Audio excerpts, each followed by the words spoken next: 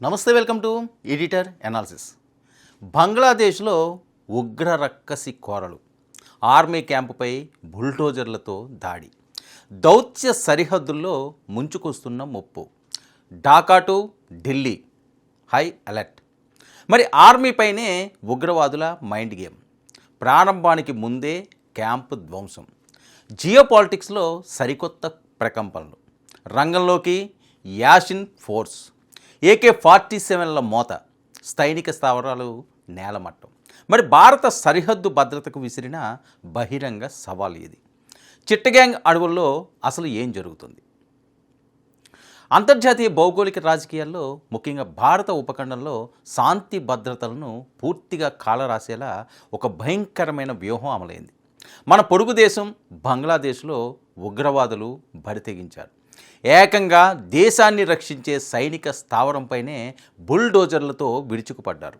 ఇది కేవలం ఒక ఉగ్రవాద దాడి మాత్రమే కాదు, బంగ్లాదేశ్ సార్వభౌమాధికారానికి, అలాగే భారత సరిహద్దు భద్రతకు విసిరిన బహిరంగ సవాలు.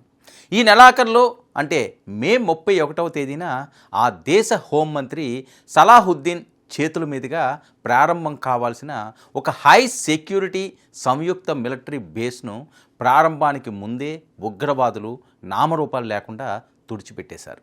ఆశ్చర్యకరమైన విషయం ఏంటంటే, ఇంత భారీ విపత్తు జరిగిన బంగ్లాదేశ్ ప్రభుత్వం ఇప్పటి వరకు దీనిపై అధికారికంగా నోరు విప్పకపోవడం అంతర్జాతీయ నిఘా వర్గాలను సైతం ముక్కున వేలేసుకునేలా చేస్తుంది. అసలు మే 25న అర్ధరాత్రి చిట్టగ్యాంగ్ అడవుల్లో ఏం జరిగింది? యాషిస్ ఫోర్స్ ఆడిన ఆ భయంకరమైన డెత్ గేమ్ ఏంటి? డీటెయిల్గా ఇప్పుడు చూద్దాం. మే 25 తెల్లవారుజామున సమయం సరిగ్గా 1 గంట అవుతుంది. చిట్టగ్యాంగ్లోని సీతాకుండ జిల్లా సలీంపూర్ దట్టమైన అడవి ప్రాంతం అంతా నిశ్శబ్దంగా ఉంది. అక్కడ బంగ్లాదేశ్కు చెందిన అత్యంత ప్రతిష్టాత్మకమైన ర్యాపిడ్ యాక్షన్ బెటాలియన్, అంటే రాబ్, మరియు పోలీసుల సంయుక్త రక్షణ శిబిరం నిర్మాణంలో ఉంది. మిలిటరీ వ్యూహాల ప్రకారం ఆ దేశానికి అది అత్యంత కీలకమైన స్థావరం. రాత్రివేళ కావడం, శిబిరంలో కొద్దిమంది సైనికులు మాత్రమే ఉండడాన్ని ముష్కరులు తమకు అనుకూలంగా మార్చుకున్నారు. పక్కా స్కెచ్తో అత్యాధునిక AK-47 తుపాకులతో వందలాది మంది ఉగ్రవాదులు ఆ ప్రాంతాన్ని చుట్టుముట్టారు. ఒక్కసారిగా నిశ్శబ్దాన్ని ఛేదిస్తూ బుల్లెట్ల వర్షాన్ని కురిపించారు. అకస్మాత్తుగా దాడిలో సైనికులు ఏం జరుగుతుందో కోలుకునే లోపే అడవి అంతా తుపాకుల మోతతో మారుమోగిపోయింది.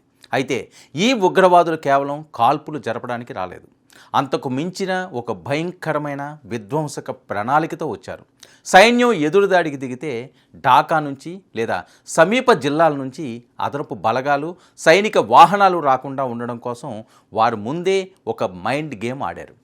క్యాంపుకు వచ్చే చుట్టుపక్కల ప్రధాన రహదారులన్నింటినీ భారీగా తవ్వి పెద్ద పెద్ద గుంటలు పూడ్చారు. ఇక రవాణా మార్గాలను పూర్తిగా దిగ్బంధించారు. ఆ తర్వాత స్క్రీన్ పైకి ఎంట్రీ ఇచ్చాయి భారీ బుల్డోజర్లు. అవును, మీరు వింటున్నది నిజమే. యుద్ధ క్షేత్రంలో ఉగ్రవాదులు బుల్డోజర్లను ఆయుధాలుగా మార్చుకున్నారు. నిర్మాణంలో ఉన్న ఆ భారీ సైనిక స్థావరాన్ని, కంచెలను ఆ బుల్డోజర్లతో పూర్తిగా తొలగించి క్షణాల వ్యవధిలోనే నేలమట్టం చేసేశారు. దేశ రక్షణ కోటను అపహాస్యం చేస్తూ ముష్కరులు చేసిన ఈ ఘాతకం బంగ్లాదేశ్ రక్షణ వ్యవస్థ పునాదులనే కదిలించింది. ఈ నెత్తుడి కథ వెనుక ఉన్న ఆ అదృశ్య శక్తులు ఎవరు? అంతర్జాతీయ మీడియా సంస్థ ది డైలీ స్టార్ కథనం ప్రకారం ఈ దారుణ ఘటన వెనుక యాషిన్ ఫోర్స్ అనే ప్రమాదకరమైన ఉగ్రవాద సంస్థ హస్తం ఉన్నట్లు RAB 7 commanding officer lieutenant colonel Hafizur అధికారికంగా ధృవీకరించారు కూడా. మరి ఉగ్రవాదులను, విధ్వంసాన్ని అడ్డుకోవడానికి, దేశ గౌరవాన్ని కాపాడడానికి అక్కడ ఉన్న కొద్ది మంది సైనికులు ప్రాణాలకు తెగించి పోరాడారు. ఏకంగా 90 రౌండ్ల పాటు ఎదురు కాల్పులు జరిపారు. కానీ ముష్కర్ల వ్యూహం ముందు, వారి సంఖ్యాబలం ముందు ఆ ప్రయత్నాలు సఫలం కాలేదు. ఈ ఘటనతో ఒక్కసారిగా రాజధాని ఢాకాలో హై టెన్షన్ వాతావరణం ఏర్పడింది. అంతర్జాతీయ సరిహద్దులకు సమీపంలో ఇలాంటి విధ్వంసం జరగడంతో భారత్ నిఘా వర్గాలు కూడా ఈ పరిణామాలను నిశితంగా గమనిస్తున్నాయి. ఇక ప్రస్తుతం ఈ ఘటన జరిగిన చిట్టగ్యాంగ్ సమీప అటవీ ప్రాంతం అంతా సైన్యం గుప్పెట్లోకి వెళ్ళిపోయింది.